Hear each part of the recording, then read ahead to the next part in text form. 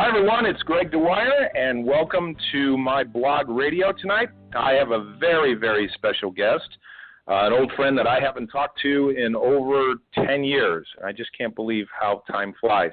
My guest tonight is Lisa Kidder, and when I first met her, she had a hyphenated name, and we met because we were all involved in network marketing. This goes back like 2000, 1997, and our paths crossed. And I think the last time I saw her, I think we were in California, and she and her husband were doing a seminar.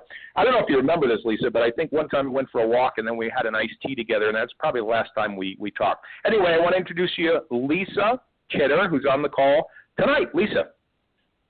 Hey, Greg. Thank you so much for inviting me to come out and visit with you today. Wow, it has been a long time, and you're right. I had forgotten about that, but yeah, you and I went and had iced tea and just sat down and chatted a little bit, and it has been a long time. So thank you so much for reconnecting with me. I'm so excited.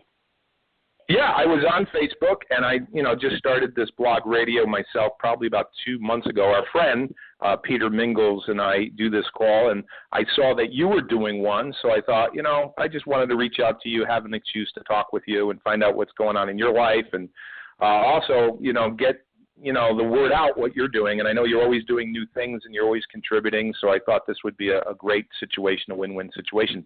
So I know it's not fair to ask, but what in the world have you been doing in the last 10 years? Oh, my goodness, gosh. Lots of things have been going on since you and I last saw each other. So, wow, I don't know. Do you remember I bought a resort in Canada? So I lived in British Columbia, Canada for a while. I forgot about that. Yes, What actually took you up there? Yeah, what was that all about? Was that like a retreat center or what? That's right. It was a retreat and conference center, and it was on Vancouver Island, fly-in or boat-in only. And I held, 5 or 6 events there over the course of a little over a year, and then decided that that might not be the best place for me to do business just because, again, I had 7 acres, water on 3 sides. It was fabulous. It was just a magical place, but it was not exactly easily accessible to people.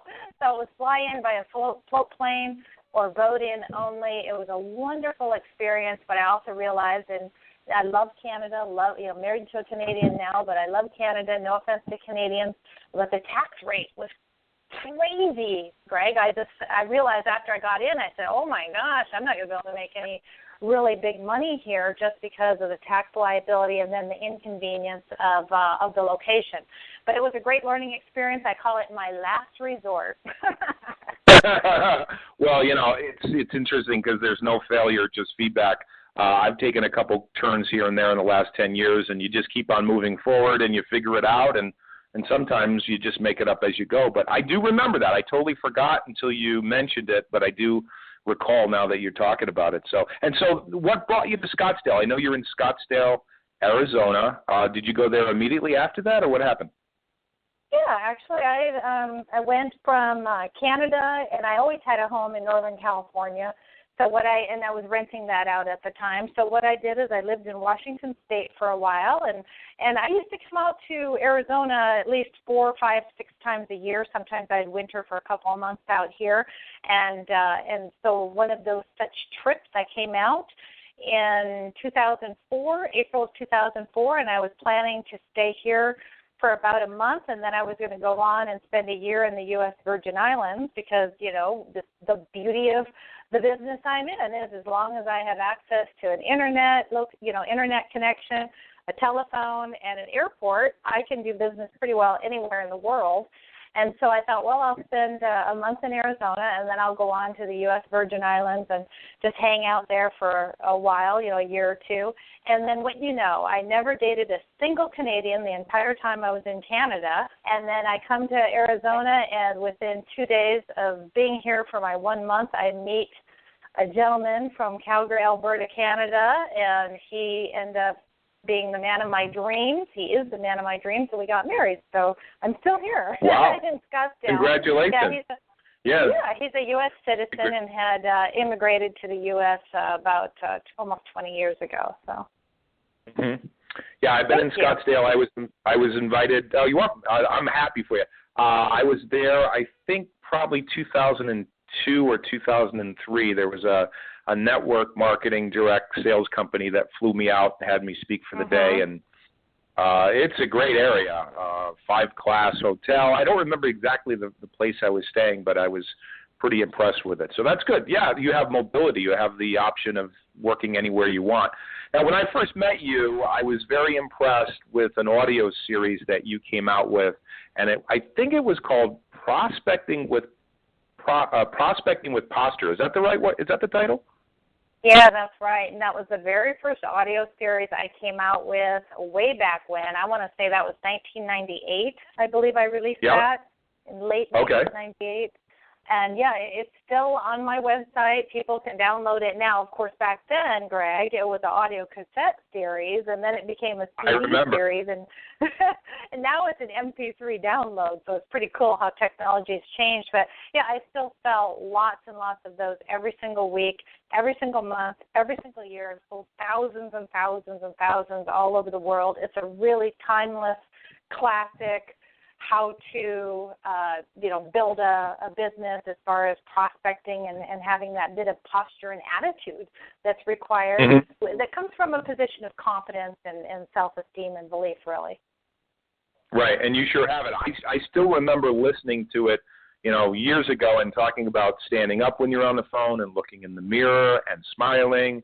And you're not begging people and you're not chasing people. You're just looking for people that are looking for an opportunity. I remember that. And to tell you the truth, I think that's what impressed me about your seminar business when I first met you and realized that you can't chase people, whether you're doing a network marketing company or you're in real estate or you're involved in just direct sales. When you're looking at prospects, you can't chase them because you just lose that posture. And I think you're the queen of posture.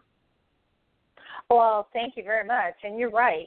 That really is the key. Posture is the key because I've worked with, and I still work with, actually, realtors who have me working with their sales force. I've worked with, small business owners, like you said, direct sales, network marketing professionals. It really doesn't matter what you're marketing, but if you don't feel good about you, you can know everything there is to know about your products and your service, and you can believe in it. It could be the best widget in the whole wide world, but if you don't feel good about yourself when you're presenting and talking about that widget, people are going to sense that. If you've got that desperation, if you're coming across with that neediness or, a lack mentality, it's gonna be the first thing that they pick up on. Now, they may not hear it. It might be very, it might be a subliminal kind of a desperation that comes through. It could also be, the nonverbal communication, as we know, that is a very high level of the way in which we do communicate as human beings, most of which the communication, whether it's in person or it is over the phone or maybe even a radio broadcast like this, much of it is nonverbal. So people can sense that. They might not be able to put their finger on exactly what it is, but they say to themselves, something's not right, I don't know, I'm not feeling this person, or I don't trust this person, or this person feels like they're in a desperate place, and so on and so forth. So that's where posture comes in. It really is about feeling good about yourself, knowing that whether this is the best widget or it's not the best widget, you're sharing it, and that makes it the best widget because you're marketing it and you believe in it. Yep. Communication is multifaceted. And if you're saying the right word, but they're picking it up that you don't believe in yourself or something else, you don't believe in the product. And see, I don't think most people get past that. Someone joins a company or they get involved, even real estate, and they don't go through the personal development of learning all of that. That's why I think there's a lot of attrition in network marketing and then even in business overall. I mean, a lot of businesses that start up don't even stick around 10 years later because the key to a business is the person running the business, don't you think? Oh, absolutely. There's no question about it. And it's also, it's that commitment as well, because that all comes through. That's really, all of this, these adjectives, are all very, what am I trying to say? Anyway, synonyms for the posture, which is that confidence, that self-belief, that self-esteem, that conviction, that commitment that I'm not going anywhere. This is what I'm doing. So let's use it for an example in the direct sales or network marketing arena, whereas someone might be marketing a specific health product or what have you, and their attitude, their conviction is going to shine through, that it doesn't matter whether you partner with me or you don't, whether you see what I saw or you want to use my product or you want to take advantage of it, it doesn't matter. Of course, I'd love for you to be on board with me. I would love for you to benefit, in this example, from my health products. But if you say no, I'm okay. I'm not going to crumble and fall apart. I'm just going to move on and find someone to say yes. And that's really just summarizes, really nicely what posture is, Greg. But, Lisa, did you always think this way? Like about 3 weeks ago, I saw a post that you posted on Facebook, and you talked about the fact that you were, I think it was a single mom. How many children do you have? Do you have? Yes. So I figured tell out me a real little quick bit. what caused that, Greg, and so I have one. Okay. All right. So happy Mother's Day. I wanted to sneak that in, right? Happy Mother's Day. So you posted something on Facebook like 3 weeks ago that it always wasn't this way with you. That, what were you, living out of your car? I forget the story. But how did you go from where you were before, which you were a struggling single mom, right? If I remember correctly, that's right? Mm-hmm. And then what happened? What was the process of transformation? I mean, was it just luck, or you were in the right place at the right time? Or I think it's coming back to me. Weren't you working in a gym? Oh my gosh, you have a good memory. Yes, I was. I know. As I'm talking, yeah. Tell the story. Tell the story. Yeah, I remember that. It was gosh, you have a good memory. Yeah, I was a single mother, and I had my son at a young age. I had him when I was 18, so I'm really telling my age now because he's 33 and all grown up, and he's a successful speaker and a published author and very, very successful as a coach in his own right. But yeah, what was the turning point? Let's go back to your question. The turning point was I always knew I wanted to provide my son with a better life than what I had, and it wasn't that my parents didn't have, we always had a lot of love, but I grew up in Alaska, no running water, no electricity, and I thought, no, I don't want to, that's not the way I'm going to raise my son. So when I was about 24, I sped off to California. I didn't know anybody in the state of California, but my son and I got to California. I started building a life there, and yes, at the time that I had been really pursuing my entrepreneurial endeavors, I was also working part-time in a couple of different jobs, one of which was I was selling health club memberships in Northern California, and that was just to supplement and kind of make ends meet. And throughout this entire time, all the way from the late 70s, I was always reading the self-improvement, self-development books, and I really believed everything I was reading. I mean, I was reading, I was reading the books of Dr. Norman Vincent Peale, and I was reading Robert Schuller, and I was reading Think and Grow Rich by Napoleon Hill, and I was reading so many of these personal development classics and spiritual classics and business classics, and I kept thinking, either they're all a bunch of pathological liars or there's something going on here, and I'm going to pay attention to it.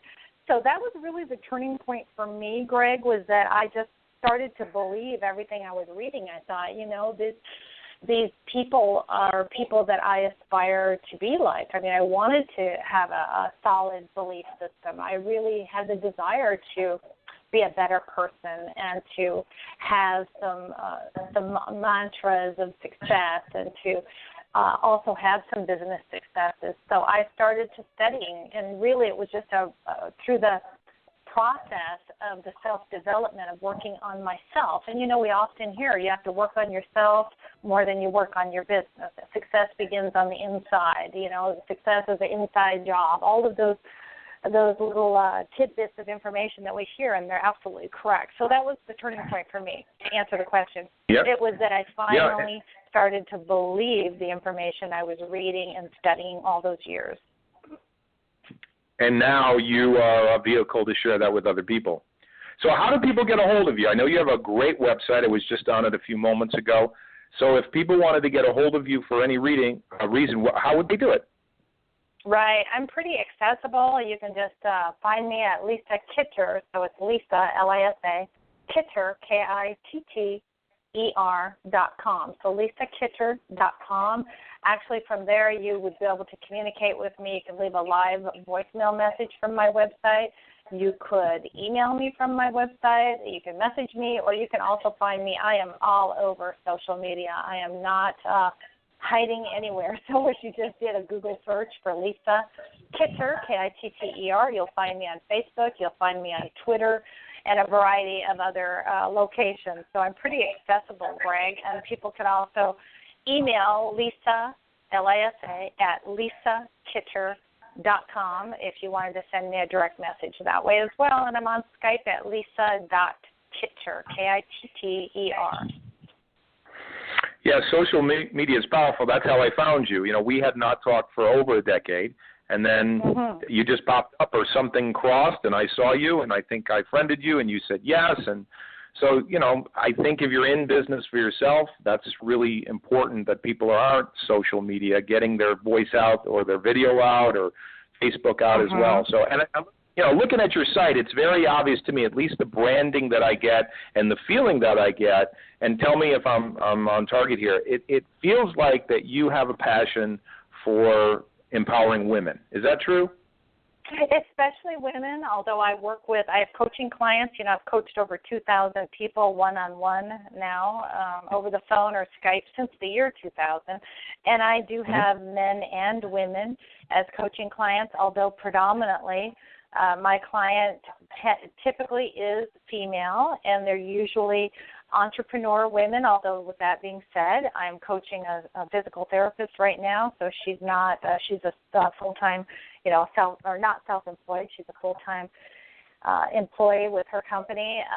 But, yeah, predominantly women, and most of which are entrepreneur, self-employed women. That's my passion, is to really empower anybody, male or female, that really is striving to be a better person, to be a more successful business person.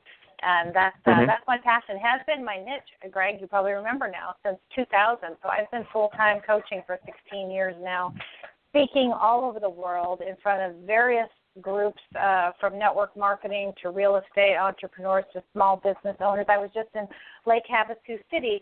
Matter of fact, here this past Thursday night, I was in Lake Havasu City. I was invited out there by a women's networking group of women entrepreneurs, and they had me come out and speak to them as well. So, yeah, totally passionate about people empowering themselves to really recognize the talent and abilities and the self-empowerment that they have within themselves, you know, the ability to just move mountains if they ever trusted themselves enough to do it. Well, you kind of read my mind there. Since today is Mother's Day, I want to stay on the concept of women and mothers. You do a lot of work in this arena. What do you think, and, you know, it's a general question, but maybe you can be specific in the answer. What do you think stops most women, mothers? You kind of hinted at it a few seconds ago, but what do you think is the major, I mean, after coaching all of these years, do you find a common theme? Yes, absolutely. You know, people usually call me for personal coaching because they want to make money. Almost always that's like the little drawing card, you know, I want to make money. I've got to make some more money.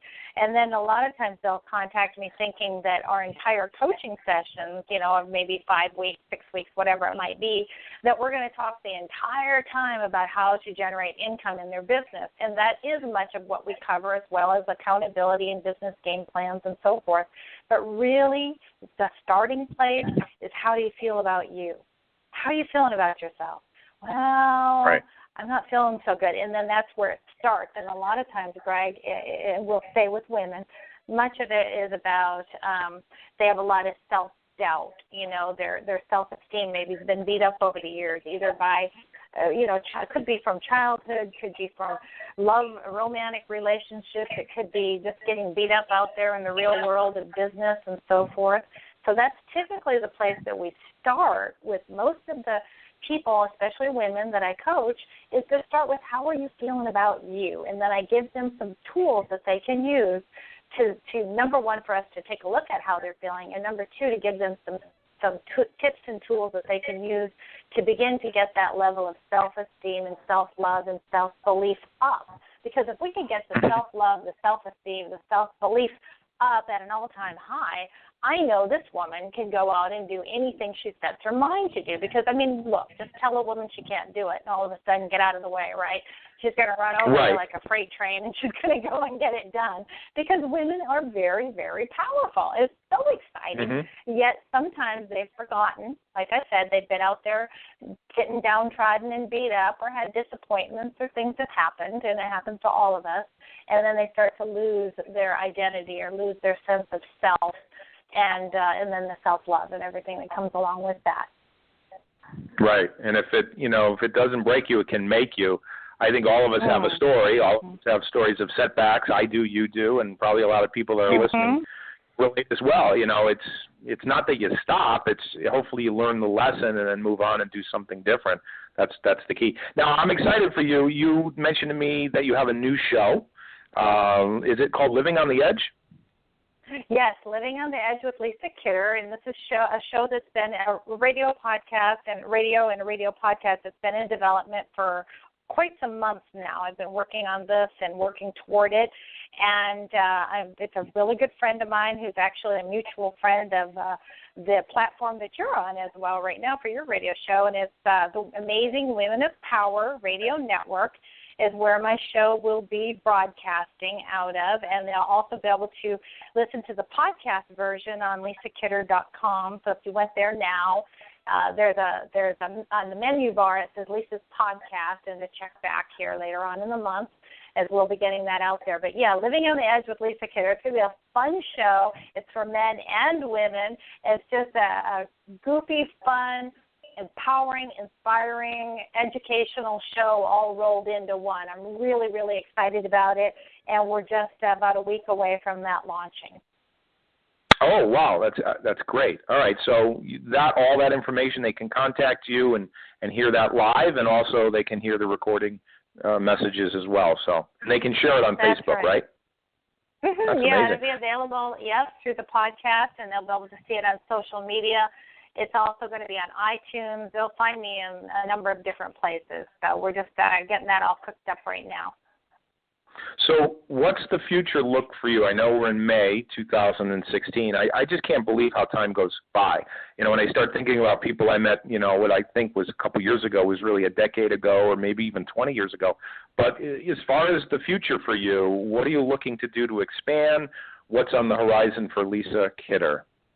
Well, Greg, that's a good question, because when you and I first were friends and networking, really, working together and so forth, I was doing a lot of speaking. I don't know if you remember, but I was traveling all over the world and speaking, and at some points I was speaking as much as 30 weekends a year. Then I went to Canada and was still speaking. I was flying in and out. I had a private float plane because with my own pilot, because I was in and out almost every single weekend. I was flying in and out of Canada to various locations and major airports around, the United States to get flights to Mexico and to Australia and to the United Kingdom, just speaking all over the place. So I took a little hiatus from that. I was getting a little tuckered out with all the traveling. It's bad when you wake up and you can't remember what city you're in. You have to look at the nightstand to see what the little placard says to what city you're actually in. I'm like, oh my gosh, I don't even know where I'm at anymore. So I took some time off from that kind of traveling, did a lot of stuff here locally and certainly on the West Coast of the United States. So what am I up to now? I'm traveling again. I'm accepting more speaking events and locations around the globe, also doing a lot more webinars. It's been so much fun with technology like it is. Matter of fact, I've got a huge webinar coming up on Tuesday night for a network marketing group that has 15,000 people active in their organization, and they've got me coming out to do some coaching and training with their team once a month. So that'll be starting here this coming Tuesday night. The technology has just made it so awesome to be able to stay in the comfort of my own home and offer some of that same education and information, and everyone else gets to stay in the comfort of their own home, right, and watch the webinar. Right. And they can download handouts and worksheets, and it's just so much fun. So that's what's in my future. It's just really taking advantage of the 21st century technology, as well as traveling a little bit more and getting out and getting back in front of some of those big audiences. Because back in the day, I was in front of audiences numbering in the 5,000, 10,000 people at a time. So I'm looking forward to getting back out there and doing a little bit more of that.